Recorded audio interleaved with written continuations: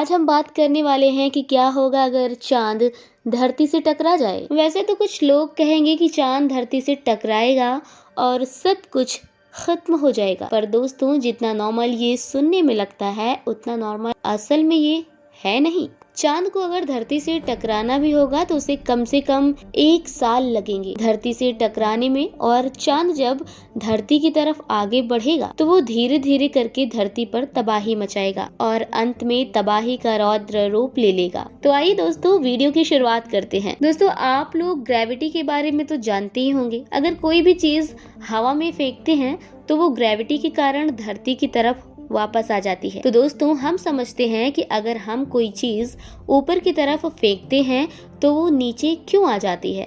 जब हम किसी चीज को किसी स्पीड से फेंकते हैं तो एयर फ्रिक्शन और ग्रेविटी के कारण उसकी स्पीड कम हो जाती है, और जब स्पीड 0 हो जाती है तो ग्रेविटी के कारण वो वापस जमीन की तरफ आने लगती है। पर चांद स्पेस में धरती के चारों तरफ चक्कर लगाती रहती है, पर स्पेस में कोई एयर फ्रिक्शन नहीं होती, इसीलिए चांद की स्पीड कम नहीं होती और इसीलिए वो धरती की तरफ नहीं आ पाती और चांद का धरती से टकराना असंभव के समान है। पर हम जानना चाहते हैं कि अगर चांद धरती से टकराएगी तो क्या होगा। तो मान लीजिए किसी तरह एस्टेरॉयड या मेटियोरॉयड के टकराने से चांद धरती की तरफ बढ़ने लगता है, तो भी चांद को धरती से टकराने में 1 साल लगेंगे, क्योंकि जैसे जैसे चांद धरती की तरफ बढ़ेगा वो और भी तेज तेज धरती के चारों तरफ चक्कर लगाएगा। तो बात करते हैं जब चांद आगे बढ़ेगा तो पहले महीने में क्या होगा।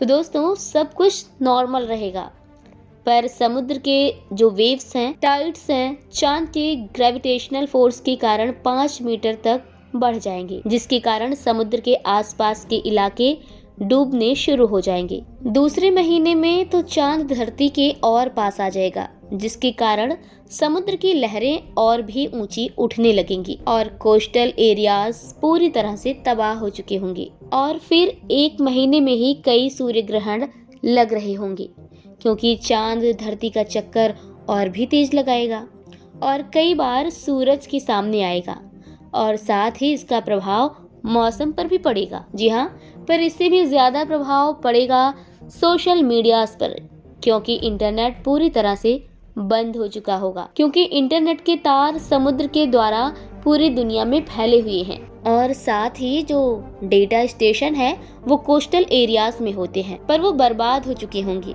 क्योंकि समुद्र में बड़े बड़े सुनामी आ रहे होंगे, जिसके कारण इंटरनेट बंद हो चुका होगा। और साथ ही उस समय पूरी दुनिया में फ्यूल क्राइसिस भी आ जाएगा, क्योंकि फ्यूल निकलने की मशीन समुद्र के बीचों बीच लगी है और सुनामी के कारण वहां कोई काम करने नहीं जाएगा। तीसरे महीने तक इंसानों की आधी आबादी तबाह हो चुकी होगी समुद्र का लेवल बढ़ने के कारण, और साथ ही सैटेलाइट भी तबाह हो चुके होंगे, यानी अब जीपीएस भी काम नहीं कर रहा होगा, जिसके बाद जो बचा हुआ 30% जमीन होगा वो भी समुद्र के नीचे आ चुका होगा, जिसका मतलब पूरे धरती पे समुद्र का खारा पानी भर चुका होगा, जो किसी काम का नहीं होगा। 5वें महीने तक समुद्रों की लहर 100 मीटर से भी ज्यादा ऊंची हो चुके होंगे, और चांद की ग्रेविटी के कारण धरती पर काफी ज्यादा भूकंप भी आ रहे होंगे। धरती फटने लगेगी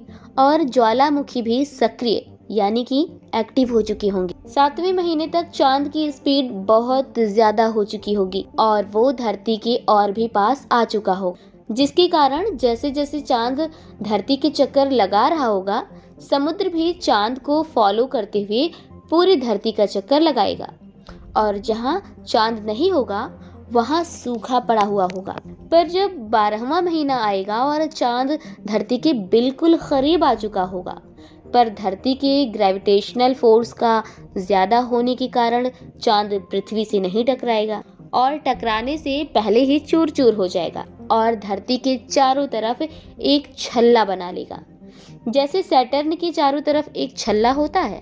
और चांद की वजह से जो भी तबाही मच रही थी वो शांत हो चुकी होगी। तो आप लोग सोच रहे होंगे कि अब जो लोग भी जिंदा बचे होंगे वो फिर से बच्चे पैदा करेंगे और एक नई जिंदगी की शुरुआत करेंगे। पर अब ऐसा नहीं होगा, क्योंकि चांद अब पूरी तरह से तबाह हो चुका है और चांद धरती की इकोसिस्टम में एक बहुत इम्पोर्टेंट रोल निभाता था। तो अब इंसानों के सरवाइव करने की कोई चांसेस नहीं होंगे। तो दोस्तों, आपको वीडियो कैसी लगी अपनी राय कमेंट बॉक्स में ज़रूर दें, और अगर अच्छी लगी हो तो हमारे वीडियो को लाइक, शेयर और हमारे चैनल द क्यूरियस कीड़ा को सब्सक्राइब करना बिल्कुल ना भूलें।